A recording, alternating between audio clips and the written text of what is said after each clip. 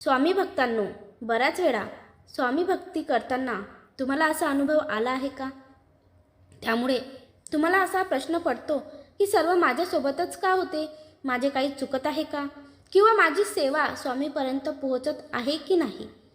त्यातलेच एक म्हणजे स्वामी सेवा करत असताना नामस्मरण, जप किंवा स्वामी चरित्र पारायणाचे पठण करीत असताना तुम्हाला जांभळी येते, कंटाळा येतो, डोळ्यातून पाणी येतं, असं तुमच्यासोबतही घडतं का? जेव्हा आपण भक्तिभावाने महाराजांची पूजा करतो, मंत्र जप करतो, ध्यान करतो, तेव्हा आपल्याला अचानकच जांभळी यायला लागते, आळस यायला लागतो, डोळ्यातून पाणी यायला लागतं, झोप येते आणि आपलं शरीर हे जड झाल्यासारखं वाटतं. असं अनेकांना वाटत असतं. ही केवळ शरीराची एक सामान्य प्रतिक्रिया असेल, पण स्वामी भक्तांनो, त्याच्या मागे एक गोड आध्यात्मिक अर्थ आणि दैवी कारणे आहेत. केवळ शारीरिक गोष्टी नाहीत, तर ईश्वरी कृपेचा एक अदृश्य संकेत आहे.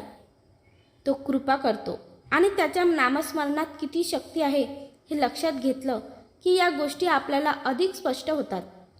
हेच आपण या व्हिडिओच्या द्वारे आज पाहणार आहोत. त्यामुळे हा व्हिडिओ तुम्ही शेवटपर्यंत बघा.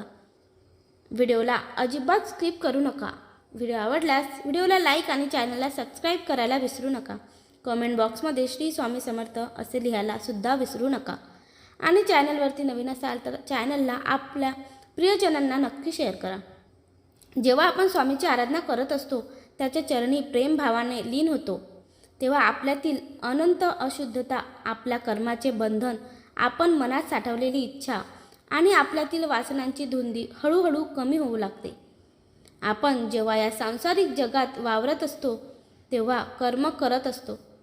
आपण आपल्या जीवनात असंख्य चिंता, मोह, लोभ, अहंकार आणि वासनांचा प्रभाव असतो. आपण कितीही प्रयत्न केला तरी काही कर्मे अशी असतात जी अनावधानाने आपल्यासोबत घडत असतात. आपल्याला लगेच जाणवत नाही, पण ती आपल्या अंतःकरणात खोलवर साठत गेलेली असतात. जेव्हा आपण परमेश्वराच्या चरणी लीन होऊन त्याची पूजा करत असतो, त्याची भक्तिभावाने नामस्मरण करत असतो, तेव्हा ही सर्व कर्मे आपण आपल्यातील निगेटिव्हिटी, नकारात्मकता नष्ट होऊ लागते. आणि तोच क्षण असतो जेव्हा आपले शरीर त्याचा विरोध करायला लागते. कारण मानवाचा देह नेहमी मोहाच्या साखळदंडात अडकलेला असतो. त्यामुळे भगवंताचे नामस्मरण करताना अग्नीत प्रवेश करण्यासारखे आहे.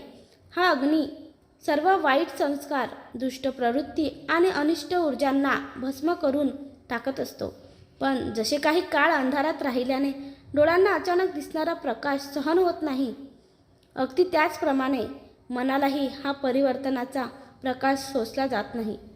म्हणूनच स्वामी भक्तांनो, जेव्हा आपण ध्यान करतो, मंत्र जप करतो, ईश्वर चिंतनात तल्लीन होतो, तेव्हा आपले मन एक प्रकारे त्या नवीन शक्तीचा प्रतिकार करू लागते.